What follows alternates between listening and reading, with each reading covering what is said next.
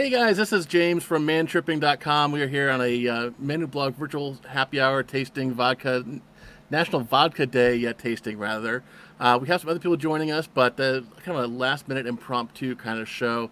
But I have Ali Walensky, who is a awesome friend of mine and a huge food and drinks and all sorts of fun stuff nerd. So you guys all know me, but Ali, you want to talk a little bit about your background and what we're going to be doing tonight a little bit? Sure. So my name is Allie. I'm based in Brooklyn. I write about food and cocktails for Forbes and the Today Show and the Food Network and basically anyone who wants me.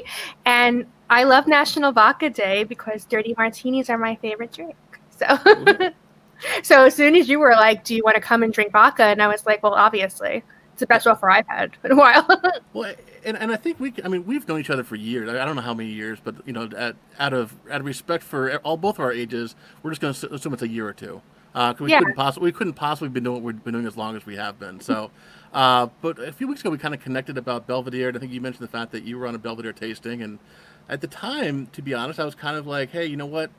I'm more of a tequila and rum and whiskey kind of guy. Vodka is just shit stuff, right?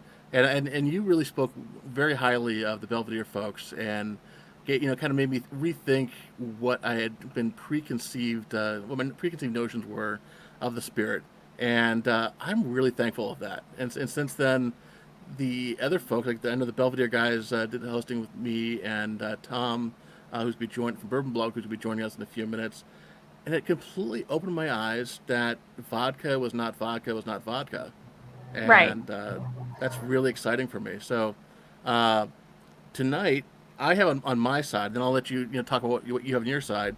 I have three different kinds. Actually, it's five different kinds of vodka that I have. Three different brands. The first was Crystal Head vodka, which is I think it's 100% corn vodka from Canada. Diane Aykroyd is the company. It's got all sorts of mystical mumbo jumbo. It's aged and distilled over Herkimer diamonds for some pretty cool stuff. Regardless of what you can say, the bottle is absolutely stunningly beautiful. So I've got that to compare. I then have Kettle One from, I guess the U.S. company is actually based here in Southern California, but the company goes back to 1691 in the Netherlands, and I think that's amazing to have vodka companies that are going back, almost 400 years. Do But you this think 400 years ago people were having martinis? That's kind of wild. I think it's totally wild, and even they had a Imperial Eagle brand, and Smollett Distilling entered the U.S. in 1902, That and is so so cool. and I mean it kind of makes sense if you think about it. Vodka is a really easy spirit to make, and so it Yeah. probably was one of the first, of anybody, and someone probably got their corn wet and realized like, oh crap, oh wait a second, this tastes pretty good, but I'm gonna kind of do a side by side tasting with this.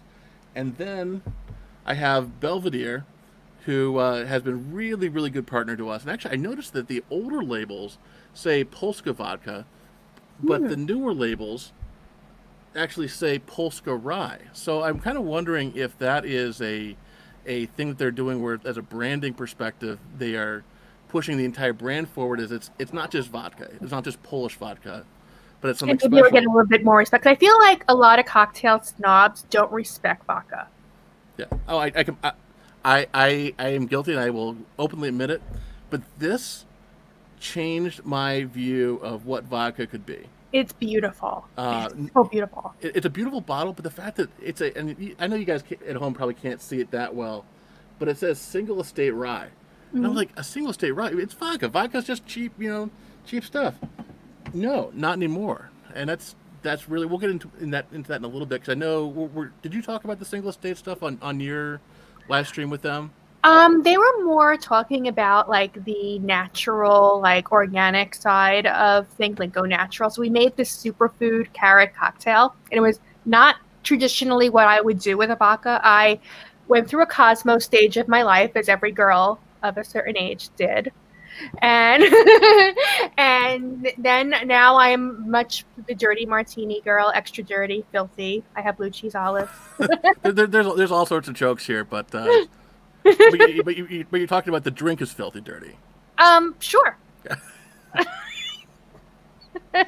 But no, I've been anyhow, on so many work events where people are all about bourbon and whiskey, and it's sort of like a badge of shame among cocktail writers to be like, I am not really a whiskey fan, but vodka is my choice. And honestly, Belvedere is my favorite also. yeah. In fact, I have my bottle right here. Woohoo! Now, were you lucky enough to get the? And by the way, I just put Perry's son from Belvedere is watching us right now. So, Oh, hi, uh, Perry. I've known Perry for years, back when she was a beauty girl. back when she was a what girl? Beauty. She used to work in beauty PR. So I Oh, knew okay. her back to, I still do some beauty writing, like here and there. I'm mostly food and beverage now, but I started out a beauty girl. My hair still cares deeply about beauty. And see, that's such a completely different area than I would normally write about. My men's beauty. Honestly, the men's product space really is trying to evolve in it, and for certain people it is. But like to give you an idea, today my wife cut my hair. Again, I'm growing a mohawk. She's like, oh, you gotta, now that it's long enough, you gotta blow dry it. You gotta put the stuff in it. I'm like, no, I'm not going to do that. Like, just even it out, and it's kind of my COVID haircut. That when COVID's over, I'll just I'll cut it completely, and we'll go back to normal. But Wow, own it. I almost see though the beauty thing is because a couple of weeks ago, someone posted on Facebook, one of my friends, and they were like, "What do you miss most about during lockdown?" And I said that I missed martinis, but it wasn't necessarily martinis. It was the feeling of going to a really nice steakhouse and like doing my hair, wearing a cute dress, and ordering a martini and sitting, waiting for your date or your friend with that drinking that martini and that feeling that you had while doing that. yeah, And the hair is part of that. I would agree with that. I think there's a lot of drinks that actually I feel like there's not a lot of drinks that have a kind of a spirit around it. I feel like an old fashioned, you think of an old fashioned, and you immediately think of, kind of a guy in a suit, maybe smoking a cigar, sitting there in a steakhouse. Right. Kind of the same way with a martini on the male side. You're thinking of James Bond and suave Right. and kind of like, hey, you know what? I don't need to do anything special because I got a martini and I'm just me. There's a certain innate sophistication about it. Yeah. But you could also do it totally like classic. 'Cause, I mean, I told you I do Cosmos. I even do really girly things like lemon drops. It's funny because there's actually a lot of guys that enjoy girly drinks too. One of the most manly, masculine men that I've ever met in my life was I don't know where he is now, but I used to work with him. He was the CMO for Sears e-commerce, and this guy loved his blue drinks. He loved his blue curacao, and Everyone has that. Has like because like I love Negronis. Negronis are a very sturdy, bold, manly drink. Actually, I went to a story and I called it 10 manly drinks, and I got in so much trouble on Twitter because they're like, why are you gendering your drink? And I'm like, I'm just saying it's very bold, and I didn't mean it offensively. Well, I think that I wish there was a different word than gender. Gender stuff has gotten kind of weird over the last few years, especially. But I feel like women can still do masculine things and guys can still do girly things. Yeah. But for some reason we get too hung up over gender identity with those things. Like I think it's awesome if Heather orders a Negroni or an old fashioned, and likewise, like I'm okay if I love, and I get laughed at by this, but I love my my BBCs and my and BBC stands for Bailey's Banana Colada. It is.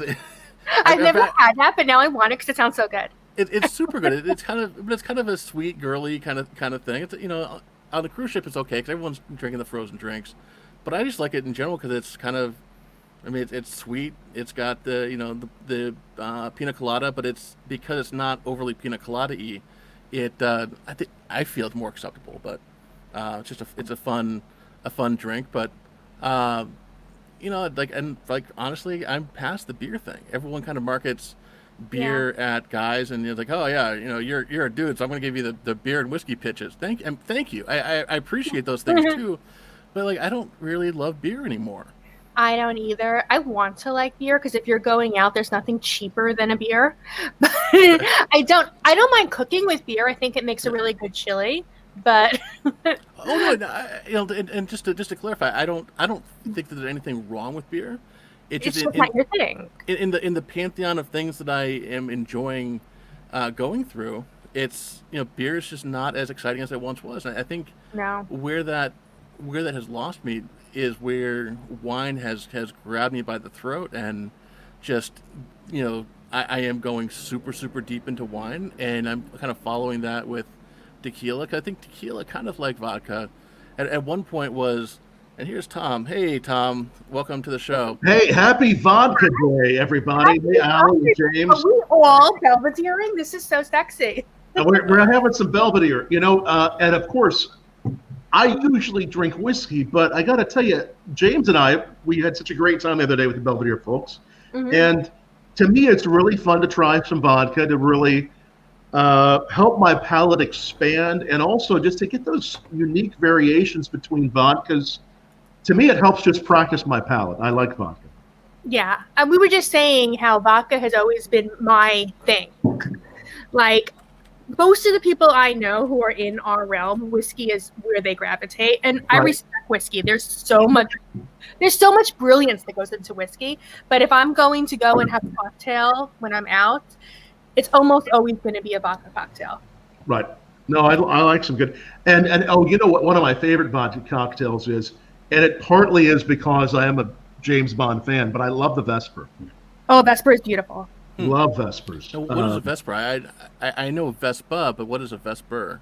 It is I think I can quote it: 2 counts of Gordon's gin, 1 of vodka, a half of Quina Lillet or Lillet Blanc, and a slice of lemon. It came from Casino Royale. Yeah. If you like a French 75, you'd like a Vesper. You would like it, James. I think you really Yeah. would. I just poured a little of the Lake Bart. I think I'm saying it right. Lake Bartarzyk, James. Do you remember how to say it? I think it's Heather is the Polish Heather. Help language us. expert of my family, but I'm not. She's downstairs. I'm not sure what she's doing. But, What are you? So you're drinking Belvedere, Aly? Yeah. So I'm drinking I've- Belvedere, not the super fancy one, but this one is really good also. I love that one. Yes. And I actually have 4 things in front of me. I have the Crystal Head, which is the corn vodka. Yes. I've got That's good. I've got Kettle One, which is a wheat vodka, and then I have 1, 2, 3, 4 different bottles of Belvedere. So stay tuned for the second hour. Oh my God. And I've also got a plate, because honestly, like vodka with some salami and some. I couldn't find any rye bread, but to me, vodka. Even after I kind of got over I don't like vodka. Living in Chicago, I had a lot of Polish friends and a lot of Russian friends, and I would suspect that Aly, you probably have a lot of Polish and Russian friends from New York that. I have some Polish and Russian in my bloodline. Well, there you go then. But vodka, like when you drink whiskey, you can kind of just sip whiskey and just kind of enjoy it. And vodka, I think many people just prefer to shoot it, and I think a lot of that's because the typical vodka is just cheap stuff that you don't want to sip. Right. But even the stuff that you do want to sip, I've really found that the people who are professional drinkers, and by that I mean like everybody in Eastern Europe, has learned ways to enjoy the vodka in a social way without getting completely plastered. And some of that is because they've been drinking since they were 14. But part of it is also, when I was in Ukraine doing a vodka tour, they taught me like, hey, when you eat this, put the salo or put the sausage in your mouth, and it actually coats the mouth, so you're not absorbing the alcohol through the mouth and the esophagus as much. And then by eating the bread, it helps fill up your stomach, and by having the pickled carrots and stuff, it also helps break stuff down to the point where you're consuming an insane amount of vodka over a fairly long period of time at really anybody, whether you're in Poland or you're in Belarus, or if you're in Russia or Ukraine, you're going to consume a lot of vodka if you're at a family gathering. Mm-hmm. Well, it's also what you're used to. Like, because I drink vodka more than other liquors, like, I could have 2 or 3 martinis on a night out, and, like, I'm not going to worry about getting home okay. Back in the days I left home. But if I was to have 2 or 3 whiskey cocktails, then I would be, like, drunk dialing exes and finding my way into the wrong borough on the subway. So it's Well, that's not also good. it's what you've been having a lot of is what you could handle more of. I like really good martinis too. There was a martini that was done at it's a national chain called Bonefish. Do you guys have any Bonefishes near you? Bonefish Grill?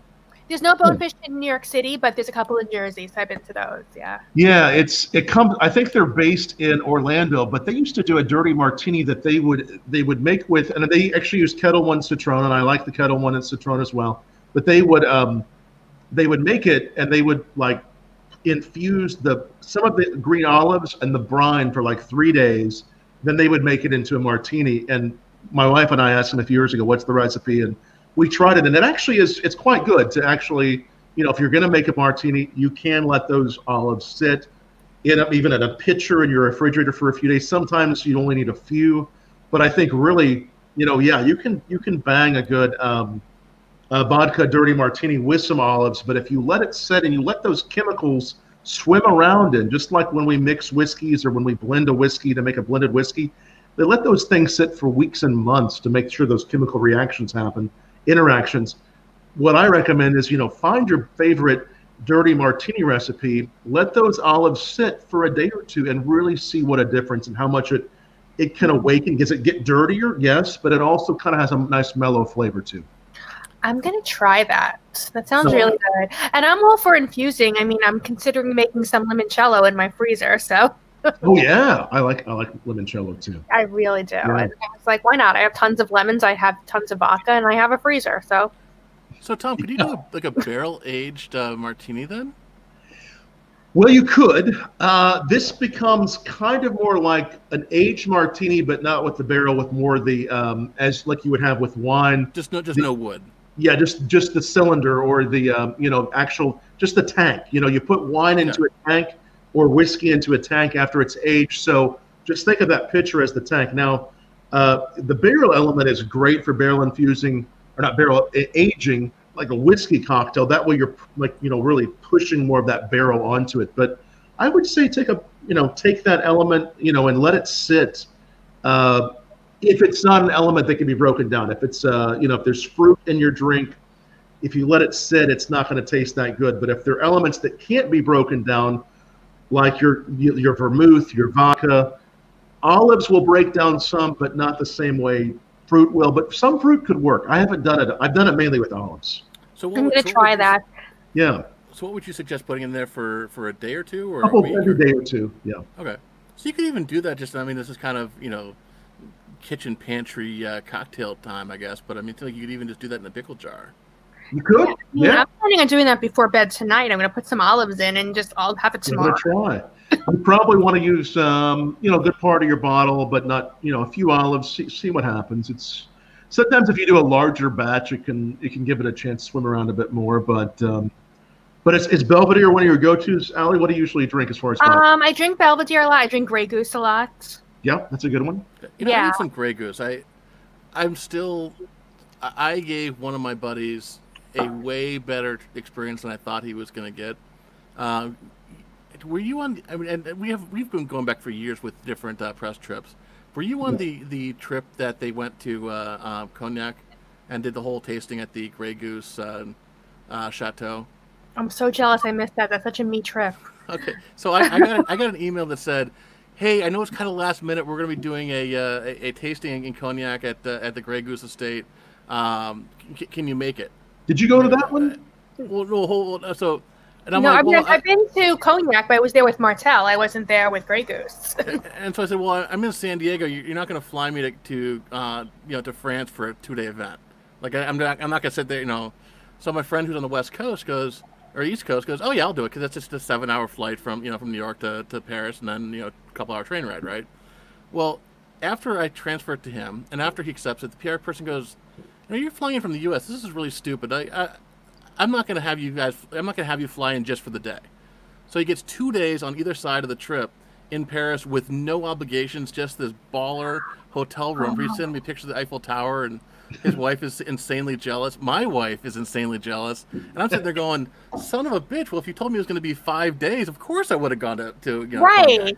I mean, because a lot of those trips are like that. When I went on the Cognac trip, it was like we flew into Paris, we had dinner in Paris that night, and then we took the train to Cognac the next morning. Yeah. So it was one night in Paris, one night in Cognac, and then back to New York. It was like a lot, but That's pretty can't brutal. complain because, you know. Because Cognac. Yeah. You went with Martell, Allie? You did Martell? I did Martell. I was there for last year for the launch of the new expression, the XXO. Cool. And it was good. It was really good, but it was so fast. Like, I didn't even have time to have jet lag because I was there for 2 days. I went for years ago for one of the nonprofit events they do. So we went through. We did see Martell. We saw Rimet. We saw Courvoisier. Several places. Camus. We saw Camus too, which was nice. Oh, nice. So I really actually do like cognac. I mean, cognac is something else that I really love by itself in a great cocktail. It's very elegant. Like, I haven't been to France a lot, and I would love to go back to like Bordeaux or the Champagne region. So Yeah. I definitely need to be able to travel again. So if Discover France is watching this, We would all like to go to France. I was supposed to go on to Lyon last December, kind of a very similar story to what the cognac thing is. And I just said no, I'm not going to go there for a 3-day trip. But I was supposed to go in March on another cruise, and well, that that just didn't happen. But France, I would look forward to visiting you at some point, because again, I think France is very similar to vodka in the fact that there's some very strong preconceptions that have truth, because there certainly is shit vodka out there, and people enjoy it by the barrel. But I have 3 fantastic vodkas in front of me, and I didn't understand that vodkas were actually different. I always kind of thought that, okay, well, a good vodka had to be odorless, colorless, and tasteless, which doesn't really have a lot of appeal to me because I like things that are bolder and have texture and personality and heritage and culture. And there are some now. I mean, Tom and you and I were talking about even the craft vodkas that are coming out now, which is remarkable that you'd have craft vodka from something that for hundreds of years has been industrial. Right. No, vodka doesn't get the respect it deserves. No, it doesn't. And James and I, of course, the other day with the differences between the two, which I think what Belvedere has done with both of these, the single estate Lake Bartozak, and I believe it's Smagority Forest. I think I'm saying them the right way. But the fact that they're using pretty much the same recipe, but rye from different estates, we tried them next to each other, and there really is a big difference, which to me reminded me of kind of like single barrel bourbons. You got same recipe, same warehouse right next to each other. Those barrels can taste so different. So I was really amazed what this did. Allie, are you in New York? Is that right? Yeah, I'm in Brooklyn. Right on. And I tell you, in Brooklyn, I love the Kings County bourbon. That's some amazing stuff. Would you believe I haven't tried? I've heard of it, but I haven't tried it. You gotta try it. You'll love it. I know. It's really good stuff. I love that there's all these like local Brooklyn things now. Like there's a couple of distillers in like the Red Hook area, even in my neighborhood. I'm in Park Slope. Oh, we're very hip now. Well, you're kind of like me, that you're never home. Everyone's like, I'm coming to San Diego. What's the best bar to go to? I'm like, I don't know. I could tell you what a great bar is in New York or someplace else. I mean, I have to tell you, I finally feel like I'm getting my money's worth out of my rent because I never leave my apartment. Yeah. I'm like, yes, value. You may be one of the few people that is paying even more per square foot than I am. Yeah, so, I mean, my apartment is so tiny. It's 400 square feet from my apartment. Oh my God, that's and you're probably paying the same price as I am here in San Diego. Probably, but yeah, I mean, and definitely always being home, it makes it feel smaller. Yeah. Because like you're very aware of those walls. I'm amazed that you do what you do with that small of a kitchen too. So this is my trade secret, dear internet people. What I do is I prop my laptop on top of my air fryer for height, and then I use the counter beneath it for cooking prep. So that way you can't necessarily see my hands, but you could see me. And if I want people to see my cutting board, I just lower the screen and then they could look down. That's a good idea. Yeah, I mean, honestly, when you have a tiny, like, it's not even I can't even really call it a kitchen. It's a corner. If you have that, you have to utilize height and layers because otherwise it's a joke. And every time I'm on Zoom with people, it's like, oh, look at my like 2-doored oven, and I'm like, I can't fit more than like a chicken and a baked potato in mine, but that's nice for you. Which oven should I put it in? Should I put it in the convection oven or the lower warming oven, or should I put it? I'm like, right. Like I'll do these cooking things, and they'll be like, okay, so you put the sheet tray in there and the Dutch oven in there, and then you'll put this, and I'm like, I can fit one thing in my oven, and then it's full. That's it. There's no sheet tray in addition to the Dutch oven. First world problem. Now you were saying craft vodkas earlier. I mean, I think one of the fun things is, tasting a vodka from whether it's New York or I'm a big fan of the Breckenridge vodka from Colorado. You do taste water differences. They do make a big difference on whiskeys. They always say limestone water is part of what gives Kentucky its flavor. We talk about that in the Colorado whiskeys too, the minerality that it gets from going down a mountain, picking up the flavors, the water, it's going through these areas. But when you really go to the minerality content, the different water sources, you can taste them on whiskeys, but you can really taste these on vodkas too, because you're closer to the pure element without it being barrel aged. So I think that, if you're out there and you're thinking, how do I really taste differences on vodkas? Get vodkas from several different areas of the country that have used their water source and really see what it does. In fact, for New York, that's part of what they say makes the difference on the bagels, right? Absolutely, the bagels, the pizza, the bread in general. Yeah, I mean, you could take the baked bread in New York, but it's still not going to taste the same. Right. It's the water source. Yeah. Our dough here in Southern California is absolutely terrible because the water we have has been traveling through a pipe, for, I don't know, 1,000 miles from the Sierras. And then we get the stuff that's left over that LA doesn't drink. And it just tastes bad. Oh my God. Whereas your stuff, it still travels from a pipe, but you get it, fresh from the Catskills and the Adirondacks.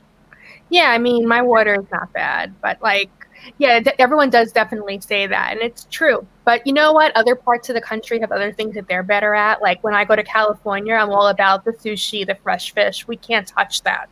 It's better there. And our burritos and our tacos. The Mexican food is way better there. But honestly, sushi's way better there. But your Polish food's much better in New York. Yes. Well, that's really good. But yeah, definitely when I go to California, I am eating.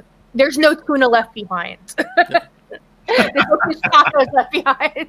Well, you know what I'm really looking forward to? I really want to go up to Washington State and Seattle and get some good some crabs and some Washington State oysters and stuff. I had some really good Thai food in Seattle. I mean, the coffee there is incredible also, obviously. Portland also, which is like 5 minutes from Seattle, has an amazing food scene. Yeah, I was really impressed by the a lot of places in the country they have food trucks. And they have food trucks there, but what do they call the food parks or food? Yeah, it's like literally like a park. Like it's a downtown area. There'll be like a mile of nothing but trucks and like any type of cuisine you can imagine. Like Ethiopian will be next to Sri Lankan. It's crazy. Yeah. But it's so cool because honestly, it's pretty awesome from an immigrant experience and the entrepreneur story. The fact that you can have a guy from Sri Lanka that's like, hey, I don't know how to make a hot dog, but I know what my grandma made for me when I was a kid. And there you go, $50,000 later, and he's got a business.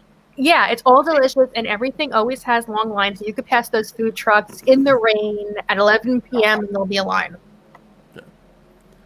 So what do you guys think is kind of the future of vodka? Like I know apparently the rules changed this year that vodka is no longer officially an odorless, tasteless spirit, and it sounds like the folks at Belvedere have certainly embraced that. But yeah.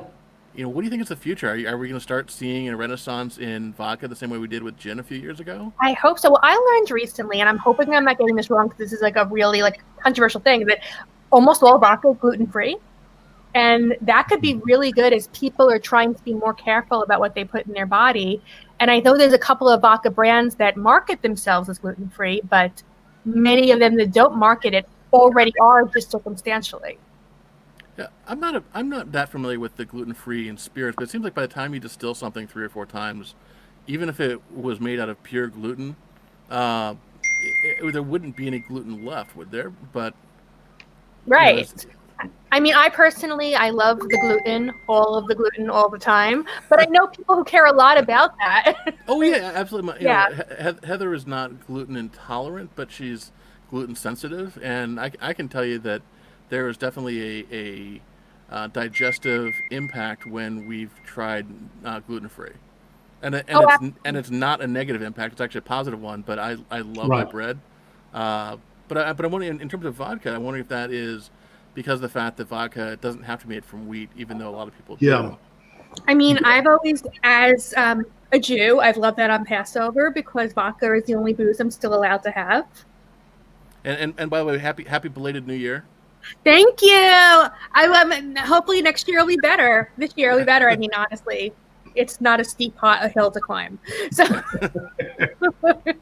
Yeah, it has to get better for us. I tell you, yeah. I mean, so the fun thing is, I've had there's vodkas out there that are made from potatoes, from rye. I mean, that grain source does do so much for it. Just like as we look at whiskey as it ages, what does it start with? Is it corn? Is it barley? I mean, this is all going to really matter in the end. But I think that if you look towards the future of vodka, I mean, gin has become really popular because you can do a lot with gin to make it different.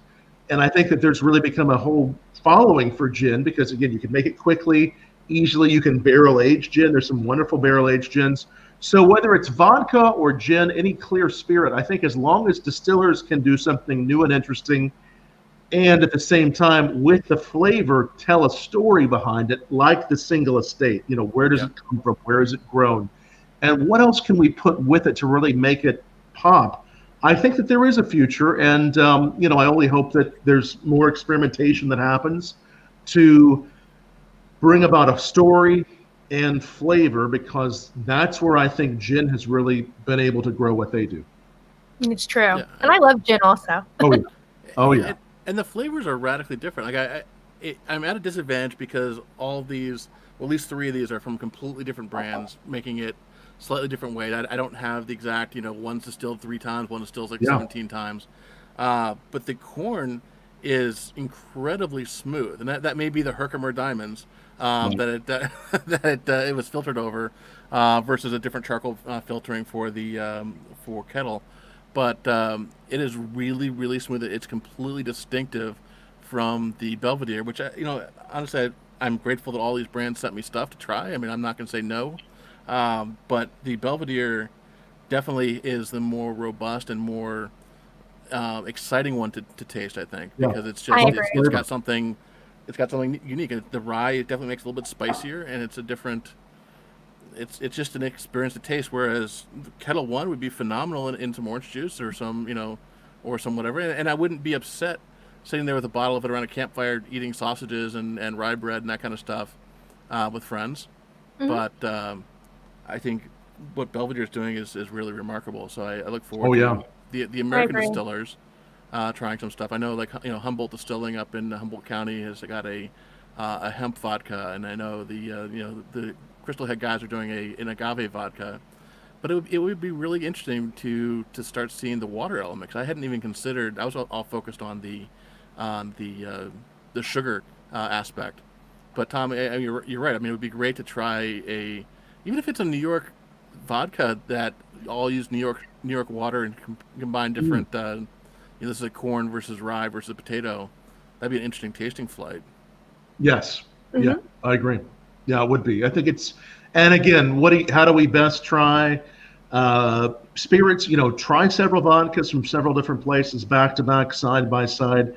Then, if you've always said, well, vodka tastes the same. And again, I understand if you've always had whiskey or rums that have age to them. I mean, that makes sense. But if you do try vodka side by side, whether it's a blind tasting or what you're trying, you begin to see some of the vanillas that come out, some of the creaminess that comes out. And that's the way that I think it really can help. I agree.